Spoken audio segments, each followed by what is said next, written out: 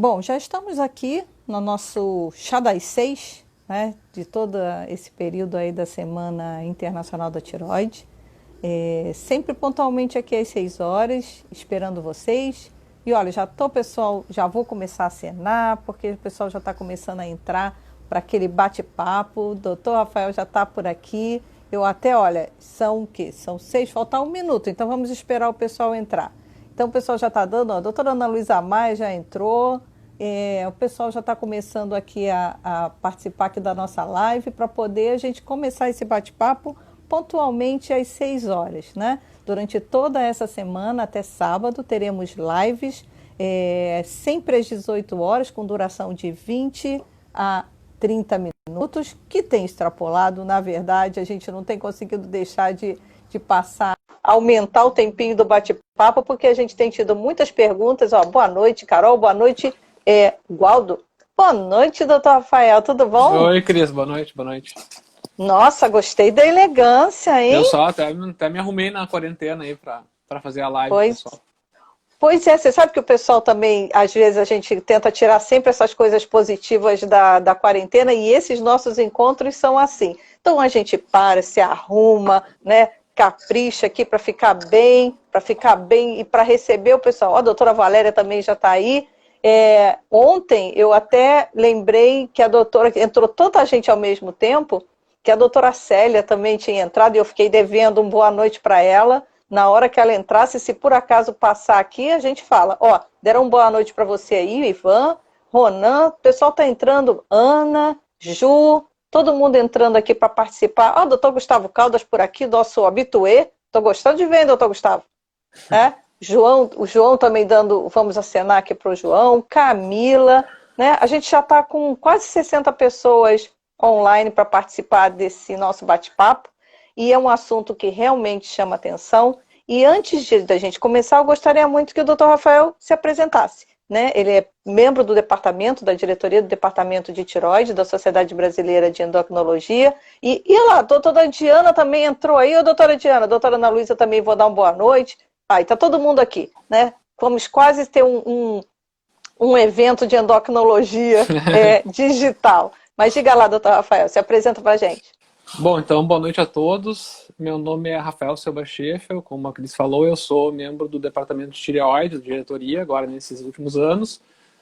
E eu trabalho aqui em Porto Alegre, eu trabalho no Hospital de Clínicas de Porto Alegre, na unidade de tireoide, e sou professor da Universidade Federal do Rio Grande do Sul. Trabalho com tireoide há algum tempinho já. A professora Ana Luísa, que entrou aí, é minha mentora, né, minha professora do doutorado. Então, estamos aí para dar uma conversada e discutir um pouco sobre cirurgia nessa época de Covid aí, para a gente orientar o pessoal aí. Outro nome que eu já vi também que entrou foi o Dr. Vitor Gervásio, né, que está na presença do EBT e que deve ter notícias em breve para a gente depois. Bom, acho que a gente podia começar. Ontem a gente conversou bastante sobre a questão do câncer de tireoide, mas como nem todo mundo talvez que estivesse ontem esteja aqui, a gente pensou em conversar primeiro sobre uma explicação geral sobre como é o câncer de tireoide, porque ontem acho que a gente conseguiu tranquilizar um bocado de gente que já estava, o coração já anda muito atormentado, com bastante coisa, então a nossa preocupação, inclusive aqui, é tranquilizar vocês, podendo conversar com os especialistas. Então, doutor Rafael, explica pra gente, né, o que é o câncer de tireoide, se ele tem tantos riscos, se a gente consegue aguardar para tomar alguma decisão antes de entrar no assunto da Covid-19. Certo. Eu acho que isso é bem importante, Cris, porque o câncer de tireoide é uma das principais indicações de cirurgia, né? E é onde o pessoal fica mais nervoso e mais preocupado, com razão, porque tem a palavra câncer, né? E como a Fernanda falou ontem, acho que foi bem interessante a explicação dela, o câncer é um saco de gatos, né? A gente tem vários tipos de câncer e tudo tem o mesmo nome, tudo o nome é câncer. E para quem não entende, enfim, ou o pessoal que não está tão por dentro do assunto, isso acaba sendo um motivo de preocupação, assim. Mas a gente deve saber que o câncer de tireoide é um tipo de câncer que tem um crescimento muito lento, é um tipo de câncer que normalmente não se espalha para o resto do corpo. Dificilmente pessoas que têm câncer de tireoide vão morrer em função do câncer de tireoide. E é por isso que a gente tem uma certa tranquilidade em relação ao tratamento dele, do câncer, tanto em relação ao tratamento cirúrgico quanto aos outros tratamentos que a gente possa vir a necessitar fazer. Então a gente tem essa tranquilidade de poder ter um tempo maior para fazer o diagnóstico, para fazer o acompanhamento, inclusive para fazer o tratamento, inclusive tratando-se de cirurgia. Então, se tem alguém aí que está esperando para fazer uma cirurgia ou que foi indicado uma cirurgia para o câncer e por alguma razão agora não está conseguindo fazer, a gente sabe que a gente pode esperar na maioria dos casos. Claro que isso vai variar um pouquinho de paciente para paciente, é bem importante a gente ver cada caso, mas muitos casos a gente vai poder esperar e sabendo que a gente não vai estar prejudicando esse paciente no futuro, ele não vai ter uma doença mais grave. Então, talvez isso seja a parte mais importante das pessoas entenderem, assim, que apesar de ter um nome câncer, né, e que é um câncer maligno, que às vezes as pessoas perguntam, câncer benigno ou maligno? É o mesmo câncer maligno, ele tem esse comportamento de ser uma neoplasia indolente, que a gente chama, o termo técnico é esse, mas quer dizer isso, que ela cresce devagar, que ela não se espalha. Então, ela é uma neoplasia com um bom prognóstico no futuro. Bom, vou aproveitar aqui e dar boa noite para o doutor Matheus, da Comissão de Novas Lideranças da SBEM, que também entrou. A doutora Carolina Ferraz, da Comissão de Campanhas, também está por aqui com a gente. E aí eu vou te fazer uma pergunta que eu não sei se é fácil ou se é difícil, mas é uma dúvida. Né? Quando a gente fala pode esperar, dá para aguardar, o que significa isso em matéria de tempo? Porque ultimamente a terminologia tempo para nós, ela mudou completamente o significado, né? Hoje eu estava brincando dizendo que hoje é segunda, amanhã é quarta, depois da manhã é domingo, depois da manhã é terça, né? E a gente não tem uma linha. Então, às vezes, quando as pessoas até comentam assim, não, dá para esperar, né? O quanto que dá para esperar? Dá para prever isso? Essa de fato não é uma pergunta muito fácil de responder. O que a gente tem que sempre pensar, e isso vale para qualquer tratamento, né? Não só para a cirurgia da tireoide, mas para qualquer tratamento, a gente tem que pensar no benefício que ele vai trazer e no risco, ou enfim, no malefício que ele pode trazer. E nesse momento a gente tem que pensar nisso também, assim, além do tradicional benefício e malefício da própria cirurgia, a gente tem que pensar que nesse momento a gente tem possíveis riscos maiores também para alguns pacientes, e isso vai depender bastante de várias coisas. Eu acredito que não só vai depender do caso do paciente, enfim, da indicação da cirurgia, mas até do lugar que ele tiver. Porque se a gente for ver, por exemplo, aqui em Porto Alegre, aqui no Rio Grande do Sul, a gente está tendo casos de Covid-19, a gente tem uma pandemia acontecendo, mas ela está relativamente bem controlada, o que é muito diferente do Rio de Janeiro, de São Paulo. Então, é natural que a gente tenha diferenças dentro do Brasil. Por exemplo, aqui, talvez a gente vai operar mais pacientes do que o pessoal lá do Rio e de São Paulo vai poder operar, porque a gente está em cenários diferentes. Mas tentando responder essa tua pergunta, eu acho que a gente pode dizer assim, que com alguma segurança, a gente pode postergar todas as cirurgias, tirando o pessoal do câncer, que daí talvez a gente tenha que pensar um pouquinho diferente, por pelo menos 6 meses, 4 meses, sem nenhum problema. Então, acho que a gente fala em meses, a gente não fala em semanas, não fala em dias, fala em meses, e daí sempre tentando fazer essa balança, assim, o que a gente vai ter de benefício e o que a gente vai poder ter de risco. Quando o benefício for maior que o risco, daí a gente vai fazer o tratamento, e agora a gente tem esse risco, além de todos os riscos que já existem do próprio tratamento cirúrgico, a gente tem o risco da pandemia. Então, um paciente vai fazer uma cirurgia, ele vai ter que internar no hospital, ele possivelmente vai ter que ficar uns dias no hospital. O hospital é um lugar que tem pessoas doentes, é um lugar que o vírus pode estar circulando, então a gente vai ter que pensar em todas essas questões, além das questões que a gente já conhecia. Então, por isso que a gente está tendo essa discussão de postergar ou não postergar esse dia, senão a gente nem teria, né?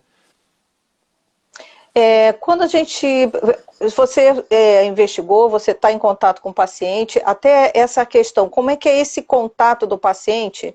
Porque no momento a gente não tem uma frequência tão grande das consultas, né? As consultas também diminuíram e tem sido usado bastante a telemedicina, né? É neste contato que existe a decisão do médico em dizer assim, vamos precisar operar nesse contato, ou precisa desse acompanhamento físico, estar presente no consultório para poder o resultado de exame? Como é que funciona para tomar essa decisão? Olha, daí vai depender um pouco de qual doença da tireoide nós estamos falando, né? Como a gente tem visto aqui nas lives, e o pessoal pode se informar até mais no site do departamento, a gente tem vários tipos de doenças da tireoide, né? A gente tem desde o câncer da tireoide, a gente tem o bócio, que é o crescimento da tireoide, a gente tem o hipertireoidismo, que é o aumento da função da tireoide, e várias dessas doenças podem ter indicação de fazer a cirurgia. Então, dependendo de qual doença a gente vai estar falando, vai mudar um pouquinho como é que se faz a indicação, né? Ela normalmente vai passar por exames, né? Muitas vezes por exames de imagem, além de exames de sangue, então por ecografia, às vezes até a tomografia precisa fazer, daí depende bastante de cada caso. E também vai passar por avaliação do paciente. Eu acho muito difícil a gente indicar uma cirurgia sem examinar o paciente. Então, acho que nesse momento, assim, acho muito improvável que alguém se sinta confortável em indicar uma cirurgia por telemedicina, né? A gente pode até fazer algumas avaliações por telemedicina, isso tem crescido bastante em todo o Brasil. A gente tem visto que isso acho que vai ser uma ferramenta bem importante no futuro para a gente cuidar dos nossos pacientes. Mas eu acho que essas coisas mais que dependem, assim, que são mais importantes, essas decisões maiores, eu acho que vai ter pouquíssimas pessoas vão ficar confortáveis em indicar para um paciente fazer uma cirurgia sem examinar o paciente, sem colocar a mão, sem examinar a tireoide. Então, eu acho que nesse momento, assim, a gente só vai tentar fazer essa organização de quem espera e quem não espera naqueles pacientes que a gente já conhecia e já tinha uma indicação cirúrgica prévia. Então, aquele paciente que estava com a cirurgia agendada e que teve que ser desagendado em função da pandemia, do hospital ter fechado, ter restringido o atendimento. Então, eu acho que é desses pacientes que a gente está falando mais. Vocês já souberam de repente, de algum caso, não sei se isso circulou ou não, porque, por exemplo, você comentou que a gente tem várias situações diferentes no país inteiro, né? Níveis de emergência e de não emergência variáveis, bastante variáveis, né? Inclusive as decisões políticas são variáveis do mesmo jeito. Vocês já passaram ou já souberam de alguma situação em que o paciente estivesse em um estado em que a situação está perigosa e ele precisasse operar e o deslocamento dessa pessoa para outro estado é necessário? Existe algum momento tão crítico em alguma situação? Pode acontecer isso? Não, acho que não é para tanto também, né, Cris? Assim, a cirurgia ela pode ser feita naqueles casos em que for necessário, de fato necessário, ela pode ser feita. Claro que ela vai passar por vários cuidados adicionais que não passaria, né, uma cirurgia que não tivesse todo esse cuidado, toda essa questão da pandemia. Então, vai se tentar deixar o paciente o menor tempo possível dentro do hospital, vai se tentar dar alta mais cedo. Existe até uma recomendação da Sociedade Latino-Americana de Tireoide, que foi publicada, acho que semana passada, se eu não me engano, que são várias recomendações relacionadas à Covid-19, e uma delas é relacionada à cirurgia, que é uma recomendação interessante, que acho que a gente tem que pensar sobre ela, mas ela é interessante, que diz assim: se tu tiver em algum lugar que tenha disponível o teste para o PCR, para a Covid-19, se ele for disponível, não for de alto custo, não tiver uma dificuldade em fazer o teste naqueles pacientes que vão ser submetidos à cirurgia, para evitar operar um paciente que esteja com a Covid e esteja sintomático. Então, essa é uma recomendação de especialista, obviamente não tem nenhum estudo embasando isso, mas é uma recomendação interessante, porque o próprio paciente tem dois riscos, na verdade, durante a cirurgia. Tem o risco do paciente que está sendo operado de contrair o vírus de alguém, ou da equipe médica, da equipe assistencial, ou de outros pacientes do hospital, e tem o risco daquele paciente já estar com o vírus e passar para o resto do pessoal todo, né? Então, esses são os dois riscos maiores relacionados ao coronavírus e à cirurgia. Então, a gente conseguindo mapear isso melhor é uma ideia interessante. Mas, assim, se o paciente precisar operar, ele pode ser operado. As cirurgias elas estão sendo feitas naqueles casos que não podem esperar por mais tempo.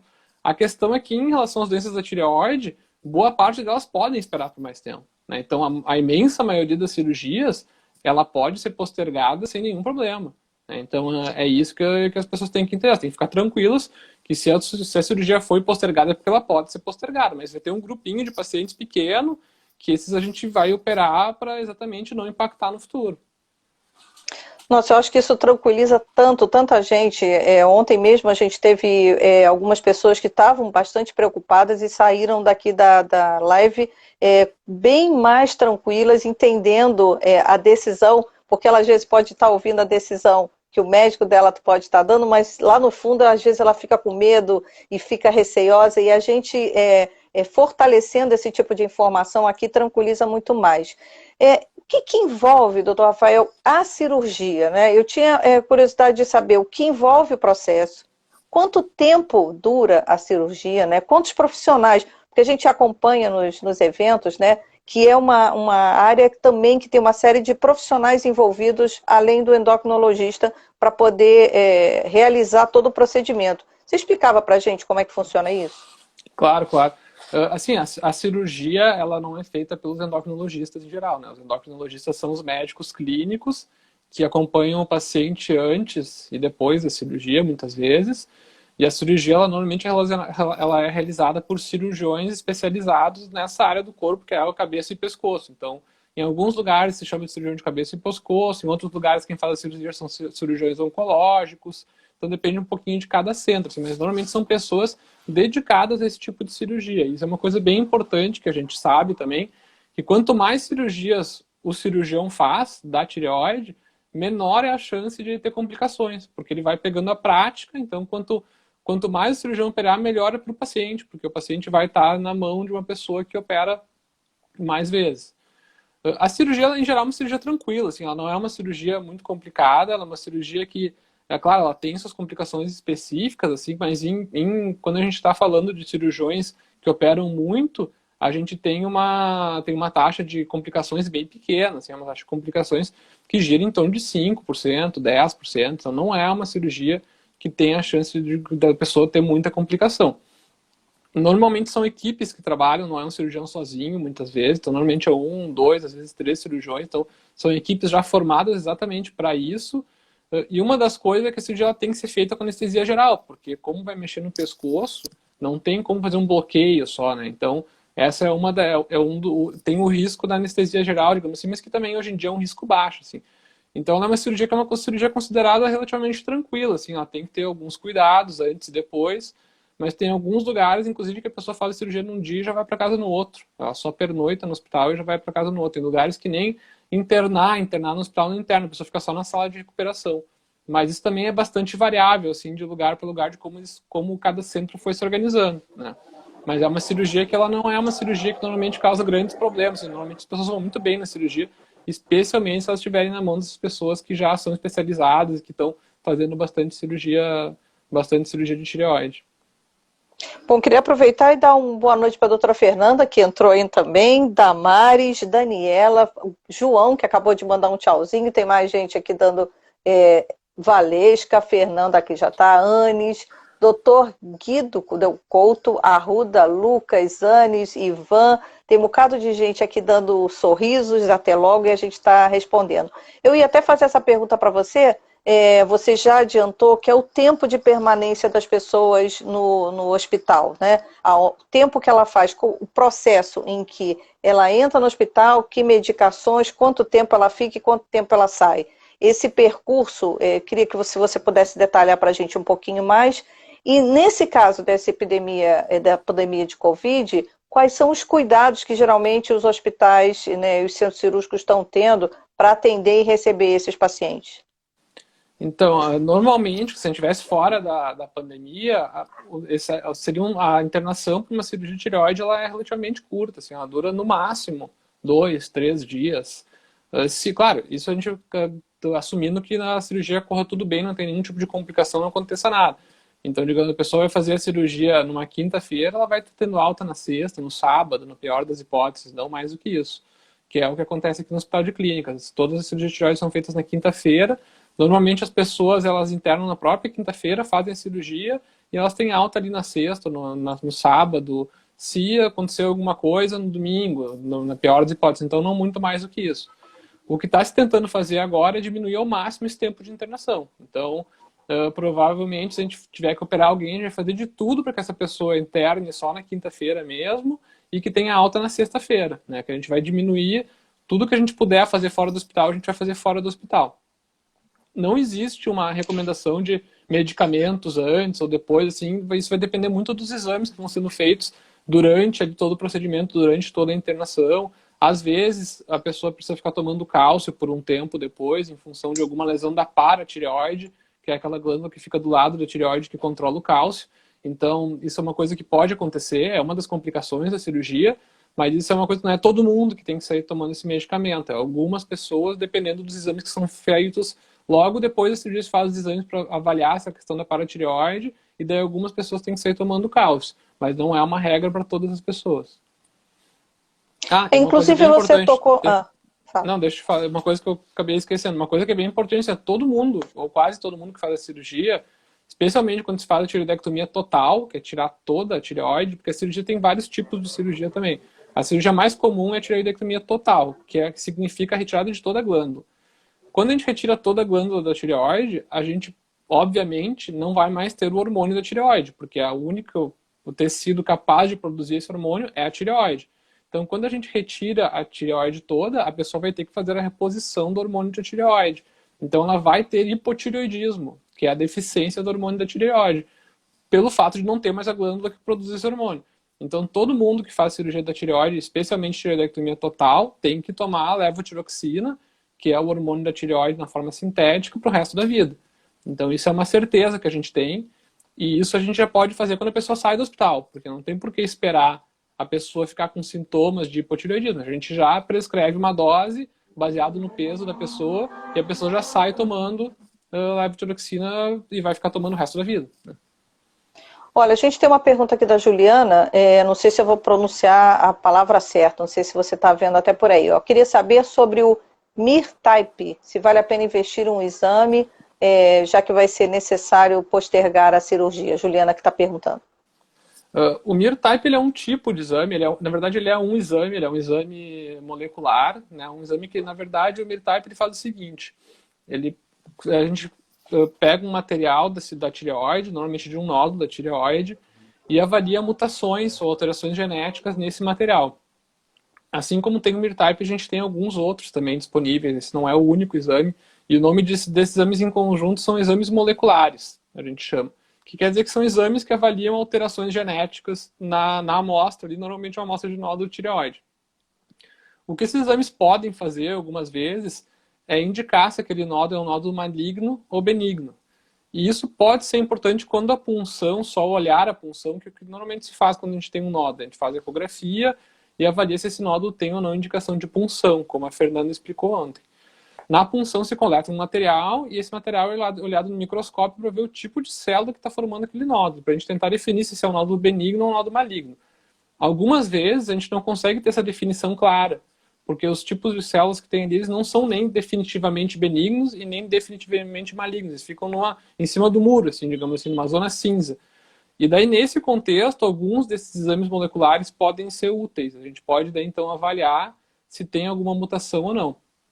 O que acontece é que a gente tem que ter muito cuidado, porque já existe uma chance, a gente já sabe que esses nódulos que ficam em cima do muro têm uma chance de serem malignos, né? E a gente tem outras ferramentas que a gente pode usar além dos exames moleculares. A gente pode usar a própria ecografia, ela tem algumas características que aumentam muito a chance do nódulo ser maligno. A gente pode usar algumas características do próprio paciente, tipo sexo, idade. Então, às vezes, a gente usando essas outras coisas, a gente não precisa do exame molecular, porque ele é um exame caro ainda. Mesmo o MIR-Type, que é um exame que não é tão caro assim, ele é um exame caro ainda no nosso contexto. Ele não tem cobertura do SUS, e não tem cobertura de convênios também. Então, usar ou não usar o exame molecular, ele é uma questão bem de paciente para paciente, assim. A gente tem que olhar com bastante cuidado, ver se a gente já consegue definir isso baseado em outras coisas. Às vezes, outras coisas nos ajudam a definir mais do que o exame molecular. Mas é uma ferramenta que está aí, está disponível e, eventualmente, pode ser utilizado. Olha, a gente tem mais uma perguntinha aqui que chegou agora também, acho que foi, bom, a Joyce, que está perguntando que na tireoidectomia total, se também é retirada para a tireoide, para você dar um parecer assim, o que acontece com essa cirurgia? Tá, idealmente não, tá? Normalmente assim, quando se fala de tireoidectomia total, a ideia é não tirar a paratireoide, porque se a gente tira a paratireoide, a gente vai ter uma desregulação do cálcio, e aí a pessoa, além de tratar o hipotireoidismo, que é a deficiência do hormônio da tireoide, que ela vai ter que tratar com certeza porque ela tirou a tireoide, ela vai ter que tratar também o hipoparatireoidismo, que é a deficiência do hormônio da paratireoide, e que é uma condição que ela é ruim de tratar, assim, ela é chata de tratar, que tem que tomar medicamento várias vezes por dia, o cálcio ele não é bem absorvido se a gente não dividir ele em várias tomadas, então a pessoa vai ter que tomar cálcio 3, às vezes 4 vezes por dia, o que dificulta, né? Porque tomar medicamentos tantas vezes por dia sempre atrapalha a vida das pessoas. Ela vai ter que tomar o outro hormônio, que é o calcitriol, que é a vitamina D ativada, que também é um medicamento um pouco mais caro. Normalmente as pessoas ganham do Estado, mas tem que fazer um processo para ganhar do Estado, um processo administrativo. Então, sempre que a gente puder não tirar a paratireoide, é isso que a gente quer, né? O problema é que a paratireoide é uma glândula muito pequena e às vezes ela fica meio escondida no meio da gordura e mesmo o cirurgião sabendo mais ou menos onde é que ela está e muitas vezes conseguindo visualizar a paratireoide, nem sempre isso é possível. Especialmente quando a gente tem uma tireoide muito grande ou então quando já tem um nódulo muito grande que invade muitos tecidos, tipo um câncer mais agressivo. E daí, às vezes, sem querer, a paratireoide acaba saindo. Mas a ideia não é tirar a paratireoide. Existe uma outra cirurgia que é para retirar a paratireoide, mas daí é outra conversa. Daí é quando tem uma doença da paratireoide. Né? Não tem nada a ver com a tireoide. A relação da paratireoide com a tireoide é a localização e o nome. Porque elas ficam muito perto uma da outra e tem um nome parecido. Mas doenças da tireoide, elas não tendem a afetar a paratireoide. E, na verdade, retirar a paratireoide junto com a tireoidectomia é uma complicação da cirurgia, que se tenta evitar a todo custo, mas que pode acontecer. É uma das coisas que as pessoas têm que entender que pode acontecer. É muito nome complicado, né? Para o pessoal decorar. Nem precisa tentar, nem tenta decorar. Não é muito Rafael, simples. não. Questão, porque a gente está acompanhando também desabastecimento de alguns medicamentos, né? Está acompanhando, não sei se isso se encaixa dentro dessa questão da cirurgia. Assim que a pessoa sai, como você colocou, a pessoa saiu da cirurgia, ela sabe que retirou a tireoide inteira e vai saber que precisa repor esse hormônio, né? Esse tempo que ela vai precisar, é necessário muitos ajustes, vai depender do que você conhece do paciente para ver a resposta do organismo. Cada pessoa responde de uma forma diferente para ter o ajuste do medicamento depois que você faz a cirurgia? Assim, do hormônio da tireoide mesmo, que eles da levotiroxina, é relativamente tranquilo, assim, que a gente calcula mais ou menos pelo peso, a pessoa sai com uma dose, é claro que depois a gente vai conferir nos exames, vai ver se aquela dose está adequada, algum ajuste pode ser necessário, mas não é um medicamento que a gente vai ficar ajustando toda hora, assim, tanto que pacientes com hipotireoidismo controlado, com uma dose relativamente estável de levotiroxina, a gente pode ver eles 2 vezes por ano, não precisa muito mais do que isso. Então não é uma doença difícil de acompanhar, de tratar, de fazer o ajuste. O hipoparatireoidismo, que é essa questão da paratireoide, que a gente falou antes, é um pouquinho mais complicado. Então ele necessita de um pouco mais de exames e às vezes um pouco mais de ajuste. Mas a reposição do hormônio da tireoide é relativamente tranquila. Assim, é um medicamento que ele é fácil de usar, não tem grandes segredos. Não é um medicamento que tem efeito colateral na imensa maioria das vezes. Claro que sempre pode, né? Porque a gente nunca diz nunca e nunca diz sempre em medicina, mas a maioria das pessoas toma o medicamento, fica muito bem e não tem que ficar fazendo grandes ajustes e grandes coisas. Assim, é relativamente bem tranquilo. Assim. Tanto que a gente diz assim que a pessoa ela nasce com 2 tireoides, né? Uma no pescoço e uma na farmácia. Se a gente precisar tirar do pescoço, não tem problema, que tem a outra na farmácia, que é só ir lá comprar o remédio e continuar tomando. Viu, gente? Não dá para vocês ficarem um pouquinho mais tranquilos. Vocês vão vendo que as explicações são bastante claras. Eu não digo simples, não, porque é muito nome complicado, né? Mas elas são o mais claras possíveis para vocês poderem ficar um pouco mais tranquilos. E a gente aqui recebeu mais uma pergunta aqui da Letícia. Olha, no esvaziamento cervical, há necessidade da retirada do músculo do pescoço? Ih, eu acho que isso é complicado, hein? Relativamente. O que ela chama de esvaziamento cervical é a retirada dos linfonodos. Né? Então, assim, é mais uma coisa que a gente tem no pescoço que a gente não tinha comentado. A gente tem a tireoide, tem a paratireoide e tem também linfonodos, como a gente tem em vários lugares do corpo. Né? A gente tem linfonodos em vários lugares. Quando a gente tem um câncer de tireoide, ele pode se espalhar para os linfonodos e, eventualmente, pode ser necessário esvaziamento cervical. E daí existem vários tipos de esvaziamento cervical. Existe o esvaziamento cervical só de um lado, só do outro lado, os 2 lados ao mesmo tempo. Isso depende da extensão da doença, vai depender, muitas vezes, da avaliação do próprio cirurgião no momento da cirurgia. Às vezes o cirurgião vai para uma cirurgia planejada de uma maneira, mesmo tendo feito exames antes, ecografia, tomografia, e ele chega na hora, ele abre ali para fazer a cirurgia, ele vê uma coisa diferente, ele tem que mudar o planejamento. E aí que entra essa questão do músculo junto. Às vezes, quando ele vê, ele viu, abriu, está fazendo a cirurgia, tirou a tireoide porque tinha um nódulo que era um câncer. Daí ele viu que vai fazer o esvaziamento cervical porque ele sabia que tinha lá um linfonodo que tinha acometimento, eu quero suspeito de acometimento. Ele chega lá e ele vê que esse linfonodo está invadindo também o músculo ou até outras estruturas, ele vai ter que mexer também.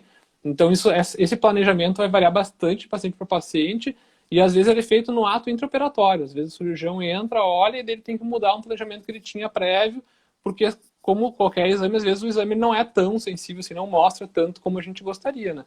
Mas hoje em dia, com as técnicas de ultrassonografia, de ecografia que a gente tem, e com os aparelhos que a gente consegue ter uma ideia muito boa antes da cirurgia do que vai precisar ser feito. Isso é uma recomendação que vale para todo mundo que for para a cirurgia da tireoide. Tem que ter uma boa ecografia antes.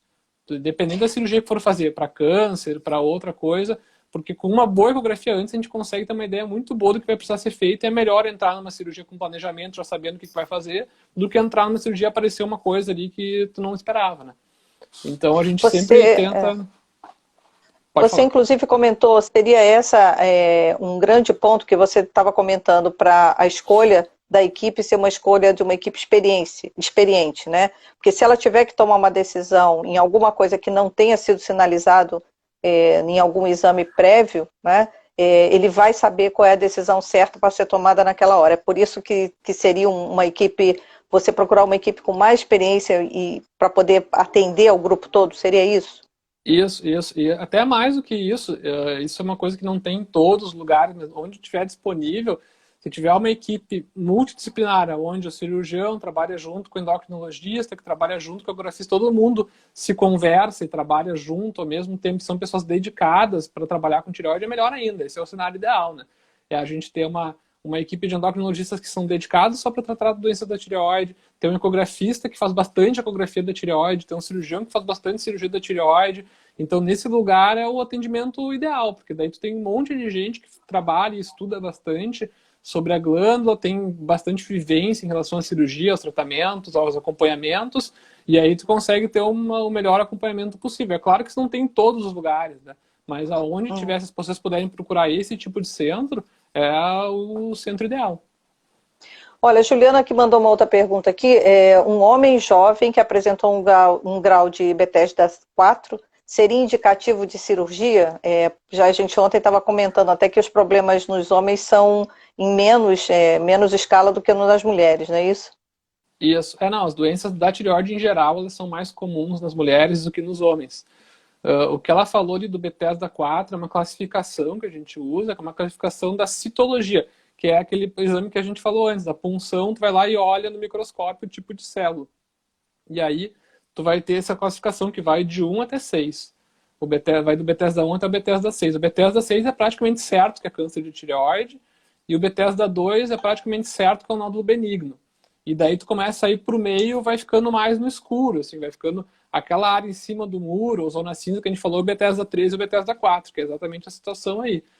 Aí vai depender de várias coisas, né? Vai depender do tamanho do nódulo, vai depender das características ecográficas do nódulo, vai depender, talvez, até de um exame molecular, se a pessoa quiser fazer, se tiver indicação de fazer, né? Então, aí a gente vai ter que agregar outras informações para definir se a pessoa vai ou não vai fazer cirurgia. Até, às vezes, fazer uma punção de novo é uma opção.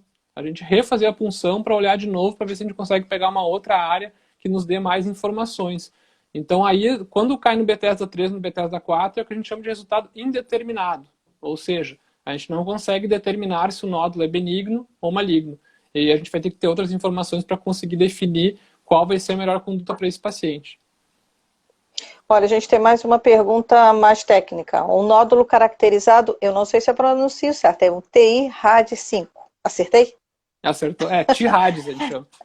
TI-RAD5, é realmente necessária a cirurgia para retirada total da tireoide? Aproveito, deixa eu dar uma boa noite aqui para a Jussara, que também tem vindo quase todas as nossas lives. Boa noite, Jussara. O TI-RADS é uma outra classificação que a gente usa de uma outra coisa. Tá? A gente falou do Bethesda agora, que é uma classificação da citologia, ou seja, do exame que a gente olha. O TI-RADS é uma classificação da ecografia. A gente pega a ecografia e vai juntando várias coisas e vai dando pontos. Então, cada coisa que o paciente tem, cada característica do nódulo da ecografia, ele vai somando pontos e ele vai classificando o paciente em vários grupos desse TI-RADS. O TI-RADS 5 é o último, ou seja, o que tem a maior chance do nódulo ser maligno. Mas só a ecografia ela não consegue nos dizer isso. Ela nos consegue dizer assim, esse nódulo aqui, ele é um nódulo que tem uma chance grande de ser maligno e provavelmente ele vai ter que fazer uma punção. A gente não deve levar pacientes para cirurgia sem fazer a punção primeiro, porque mesmo que a ecografia mostre que a chance é muito grande de ser maligno, o exame melhor é a punção. E daí na punção a gente vai olhar o material, vai classificar pelo Bethesda, que é aquela outra classificação, vai eventualmente fazer outros exames se for necessário, para daí definir se precisa de cirurgia ou não. Só pela ecografia mesmo, esse nódulo TIRAD5 ele tem que ser avaliado, ele tem que ser puncionado. Mas agora, só baseado na ecografia, o ideal é o paciente não ir para a cirurgia sem fazer uma punção, para daí sim definir se precisa de cirurgia ou não. Pelo que você está respondendo a uma série de questões aí, até algumas técnicas, tipo casos clínicos mesmo, né, dúvidas que podem estar surgindo, pelo que deu para ver, na verdade, talvez poucas coisas sejam decididas por causa de uma questão. Você tem que associar várias questões, analisar vários exames para poder tomar a decisão. Sim, vamos fazer a cirurgia. É essa a questão, né, principal. E assim, e a gente tem algumas coisas que a gente nem falou aqui, né? A gente também avalia questões do próprio paciente, então sexo, idade, outras doenças, porque também se a gente tiver um paciente com uma cardiopatia muito importante, por exemplo, a cirurgia vai ter o risco de agravar essa cardiopatia, vai ter que passar por uma anestesia geral, que tem seu risco também. Então, nesse paciente, a gente vai ser mais conservador para indicar a cirurgia do que num paciente jovem que não tem nada, né? E a própria doença da tireoide, a gente vai ter outras coisas que a gente vai avaliar, a gente vai fazer os exames da função da tireoide, para ver se ela está funcionando pouco ou muito. Então, são N coisas que a gente avalia. Se a gente fosse escolher uma coisa mais importante, assim, provavelmente seria a ecografia. O exame da ecografia é um exame muito importante para a gente indicar ou não indicar a cirurgia. Mas a gente não, como a gente não precisa usar uma coisa só, a gente usa várias, né? A gente vai agregando informações de várias coisas para tentar tomar a melhor decisão. Quanto mais informação a gente tiver, melhor vai ser a decisão que a gente vai tomar. Então é basicamente isso mesmo. A gente vai juntando um quebra-cabeça até chegar no final e ter uma decisão que a gente espera que seja mais acertada para o paciente. Olha, eu vou aproveitar aqui que eu estou na tela com a Núbia. Ela está perguntando como saber se os linfonódulos estão infiltrados na cirurgia. Na cirurgia em si, no momento da cirurgia, eles têm uma característica. O cirurgião consegue olhar para eles e ver que eles não conseguem ter certeza, né? Eles conseguem ter uma suspeita de que aquele linfonódulo está infiltrado. Na suspeita, se tira o linfonódulo e depois vai ser avaliado no microscópio se ele estava ou não estava infiltrado. Mas isso a gente pode fazer até antes da cirurgia. Se a gente tem, por exemplo, vai fazer uma ecografia antes da cirurgia e ver que tem um linfonódulo meio estranho, a gente pode fazer uma punção do linfonódulo também. A mesma punção que a gente faz do nó da tireoide, a gente pode fazer também do linfonodo. E a gente pode avaliar alguns exames no linfonodo que vão nos dizer se ele está ou não está infiltrado. Então, por isso que é importante uma avaliação boa, bem boa pré-operatória. Porque se a gente tem uma boa ecografia pré-operatória, a gente pode inclusive olhar nessa ecografia do nodo e olhar os linfonodos. Se tem algum que a gente acha, esse linfonodo também é estranho, daí já faz a punção e daí já sabe na hora da cirurgia que aquele linfonodo está ou não está infiltrado. E já sabe que aquele vai ter que sair ou não vai ter que sair. Então o cirurgião já entra na cirurgia sabendo, vou ter que tirar a tireoide, porque tem aquele nódulo maligno, e eu vou ter que também tirar aquele linfonodo naquele lugar tal, porque a gente fez a punção e ele também está infiltrado. Então o cirurgião já vai com duas informações. Então, de novo, quanto mais informação a gente conseguir, melhor, né? Isso vale tanto para indicar a cirurgia quanto no próprio ato operatório. Então, por isso que uma das indicações mais importantes, assim, antes de entrar no bloco cirúrgico, tem que ter uma ecografia boa. E isso a gente as pessoas têm que entender isso, às vezes tem que repetir, às vezes fez uma ecografia que não foi num lugar tão bom, é melhor repetir a ecografia antes, espera um pouquinho, vai atrasar a cirurgia, vai atrasar uma semana a cirurgia, não tem problema, mas faz uma ecografia boa, que talvez seja melhor do que entrar numa cirurgia com menos informação. Bom, a gente está entrando aqui na reta final, eu vou tem uma pergunta aqui da Núbia, e eu vou até agradecer o pessoal, porque o pessoal está numa situação tão gostosa aqui no nosso bate-papo, que está até pedindo desculpa porque tem mais uma dúvida, tá? Vou pegar essas duas perguntas. Uma é bem interessante, que é o seguinte, quem fez a cirurgia, retirou a tireoide, ela vai ter algum problema relativo à voz, vai ter tratamento? Existe essa ligação? É uma dúvida da Núbia. Não, existe. Isso é digamos assim, a segunda complicação da cirurgia que a gente tem que sempre conversar com os pacientes e explicar para os pacientes. Do lado da tireoide, ali junto, além de tudo isso que a gente já falou, que tem em volta ali da tireoide, no pescoço, tem o nervo que vai dar nervação para as cordas vocais. Então, na verdade, o que pode acontecer é esse nervo também ser lesado. Isso é uma complicação relativamente rara, mas pode acontecer, né? Porque, de novo, se a gente tiver com uma tireoide muito grande, que estiver infiltrando um monte de coisa ali, às vezes a anatomia que o cirurgião conhece, ela não está ali no pescoço da pessoa. Ele abre ali, está tudo diferente. E às vezes ele não sabe mais onde é que o nervo está, ele não consegue identificar bem o nervo. E aí, durante a cirurgia, esse nervo pode ser lesionado e a pessoa pode ter uma alteração de voz. Então, por isso que são as duas coisas principais, digamos assim, as duas complicações específicas da cirurgia da tireoide, que a gente sempre conversa antes dos pacientes serem submetidos, são essas. É a questão da paratireoide, que é a questão do cálcio, que pode acontecer uma lesão dos paratireoides, a pessoa ter que ficar fazendo reposição de cálcio depois. E a outra questão é a questão da voz, que a pessoa pode ter uma lesão do nervo que faz essa inervação das cordas vocais e pode ter uma alteração da voz. Claro que são duas coisas tratáveis, né? Tanto a questão do cálcio quanto a questão da voz são tratáveis. As pessoas podem ficar muito bem, elas são raras, relativamente raras. A gente acredita, assim, que em torno de, no máximo, 5% das pessoas vão ter alguma complicação dessas, na mão de cirurgiões bons, experientes, mas são coisas que as pessoas têm que entrar no bloco cirúrgico sabendo que podem acontecer, porque, eventualmente, mesmo na mão de um cirurgião excelente, isso pode acontecer em função do ato cirúrgico mesmo, faz parte, né? Como qualquer cirurgia, existem riscos que são da cirurgia, né? Então as pessoas têm que estar orientadas em relação a isso. Então, de fato, essa relação existe. Bom, como ela pediu tanta desculpa aqui, pediu para não abusar, mas ela queria fazer mais uma pergunta, a gente vai fazer a última pergunta da Letícia e depois a gente vai encerrar esse nosso papo, que já passou quase 10 minutos da nossa previsão, mas é que aí começaram a chegar as perguntas, o pessoal se animou, e aí começaram a chegar as perguntas, então a gente entendeu. Então ela pergunta aqui, sem querer abusar, mais uma dúvida. O fato de ter sido encontrada célula tireoidiana no linfonodo caracteriza urgência para a cirurgia ou ainda pode esperar em função da pandemia? Isso caracteriza que o linfonodo está acometido pelo câncer da tireoide, né? Porque o que a gente espera ver num linfonodo? Células de linfonodo, não células da tireoide. Então, se um linfonodo tem célula tireoide, quer dizer que uma célula da tireoide saiu da tireoide e foi lá para o linfonodo. Célula normal não faz isso. Quem faz isso é a célula do câncer, né? Então, esse linfonodo ele está acometido por câncer de tireoide. Aí, se dá para esperar ou não, já é uma pergunta mais difícil de responder só baseado nisso, né? Essa é uma cirurgia que provavelmente deveria ser feita, mas daqui a pouco, dependendo das características do paciente, do lugar que o paciente está, talvez seja melhor esperar um pouquinho. Mas é uma cirurgia que não é uma cirurgia que a gente vai ficar esperando assim, tranquilamente 6 meses, porque o que isso quer dizer? Quer dizer que tem um câncer de tireoide na tireoide, que esse câncer já foi para o linfonodo, pelo menos. Pode ser que tenha outros que a gente não esteja vendo, pode ser que tenha outros que a gente não esteja vendo. Pode ser que seja só aquele ali, que seja pequenininho, que não vai mudar nada, também pode ser. Né? Então a gente vai ter que, de novo, usar mais informações, mas é uma cirurgia que, se for para esperar, vai ser a primeira da fila a fazer assim que der, entendeu?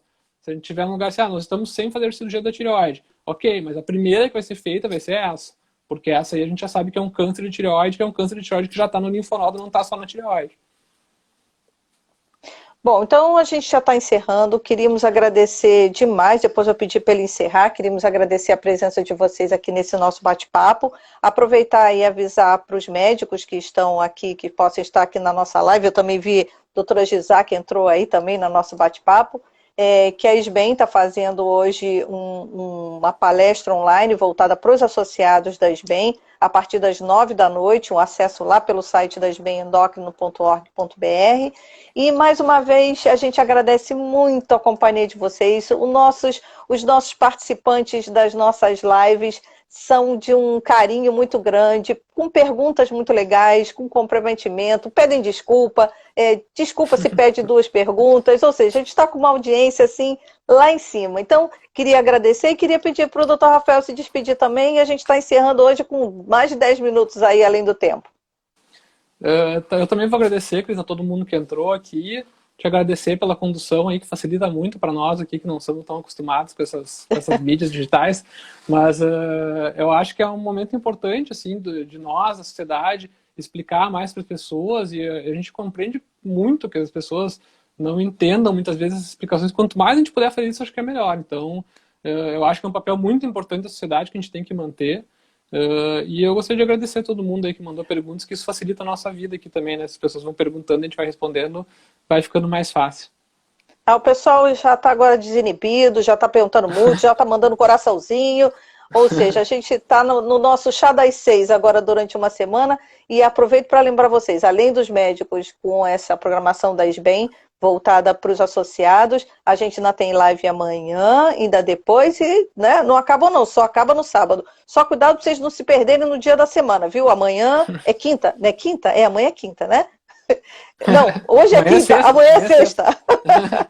Então amanhã é sexta e sábado a gente ainda tem, fica de olho aí nas nossas redes sociais, que a gente vai avisando, avisa quando está online, avisa quais são as palestras, tá bom? Gente, muito obrigada mais uma vez, até logo, até amanhã, amanhã tem mais. Tchau, boa noite.